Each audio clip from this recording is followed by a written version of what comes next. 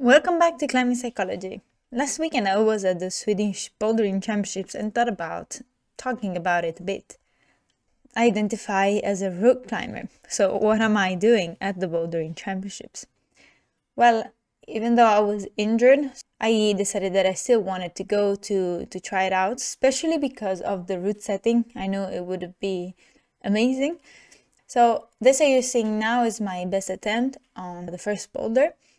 And that move with the undercling was very, very hard. The next move was desperate. I really couldn't reach with such a high foot and very slippery. So when I tried afterwards, I knew that the second move would feel kind of impossible and the first one would be super hard. So I tried to look for alternative betas, thinking that maybe there was something that I missed. And also I thought that maybe going a bit more dynamic as a coordination move would make it easier, but I was wrong, and that's how my first boulder ended. This is instead the second boulder. I think I'm very, very proud of myself in this one because I really gave show that I am a route climber. So I hate slopers, and those balls were pretty slopey. You can see I'm holding for my life, but here is the double stack knee bar that was inspired by Hannes Pullman. That was there that day, and I also show him the video. He looked amused, and I managed to get the zone here. So I was very, very satisfied. I wasn't expecting after how hard felt the first boulder, even though it was probably one of the easiest. And afterwards, I realized that there was another color. So the first boulder was completely red, right? And usually you're used to climbing on the same color of holds. So when I started climbing this boulder, yeah, I did see those holds, but I didn't really process them. So when I was reading it, I really didn't read the upper part. Probably also because I didn't think I would get there after how I went with the first boulder. But really, I remember arriving there saying like, what? Where's the next hold? Is it only the top and the top is blue again? But no, it was the red part. I tried it again. The knee stack helped again, but then I was very, very tired.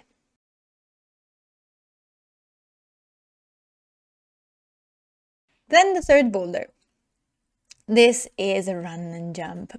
It's a coordination move, and you jump from that super slippery non-texture hold, which is very, very big. But really, I tried to put some weight on it, and the foot just slips. So right before doing this boulder, when I was warming up in Klättercenter Akalla, where I did the competition, there is a training room with run and jumps, and I swear it made such a big improvement. I tried doing this kind of run and jump moves in this training room, and at first I was so uncoordinated.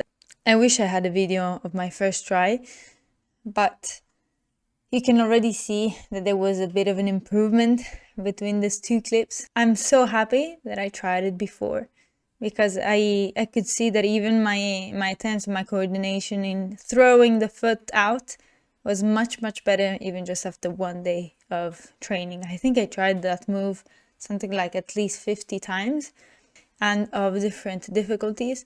It had different kind of holds, so you can really try to make it the level that you need.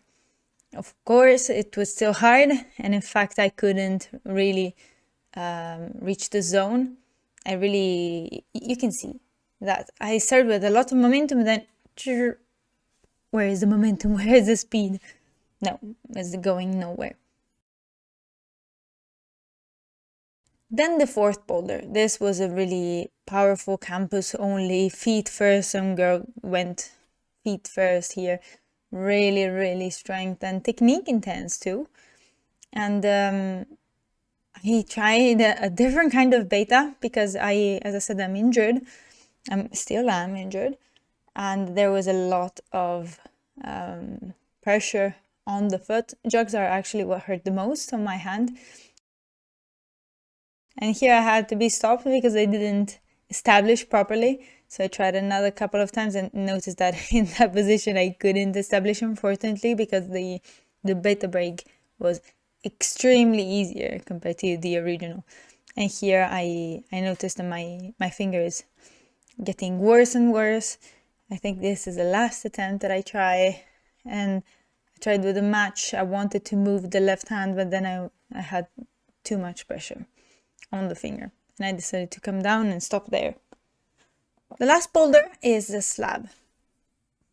I didn't establish again, so I'm taking down from the boulder, and I start again. That doesn't really put me down in any kind of mood. I know that I started without establishing because I was too excited to try. But I also know that the boulders are extremely hard, so attempts really don't really matter for me at this moment.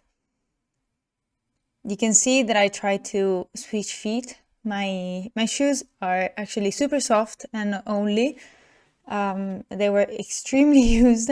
After the competition, I noticed that I had 2 holes on both shoes the following day, but yes, and I noticed that I absolutely couldn't match feet. You could have said, yeah, but change shoes, but hey, I didn't really notice nor think about it. These are the little nuances that you want to think. Ooh, here's a jump. This is when I make it the first time, but then I couldn't match properly. I think I had only 2 fingers on with the other hand. But yes, anyway, I did so many mistakes during this competition that it was very, very important as a lesson. And also you should know that this is not the intended beta for this boulder. The intended beta was to switch feet with a hop with basically no hands on the slab and on the non-friction with the little pebble, but I couldn't, and so I did this beta break, and then I had to try this rock over. You can see how my ankle mobility is super limited. When I compare the videos with other competitors, I totally see that they don't do anything different. They are just able to rock over more because they have more ankle mobility and then push from there. I just couldn't. But I still kept trying, and I thought, well, maybe I could push on the friction that is on the wall, because this is the one thing, cat is calling, this is the one thing that I try to remember for myself, that is that I'm not used to friction walls, and but it didn't really matter this time. And here I talk to the judge and say there is blood in this hold, and that blood is not coming from my fingers. But they didn't care. They said, keep on going. You're like, oh, okay.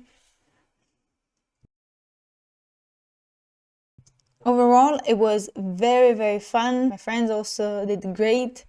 The route setting was very outstanding. I met so many people, and it was a great experience. As I said, I did so many mistakes that I could really learn a lot from this experience. And that was it. I hope you enjoyed. I'll see you in the next video, and stay psyched!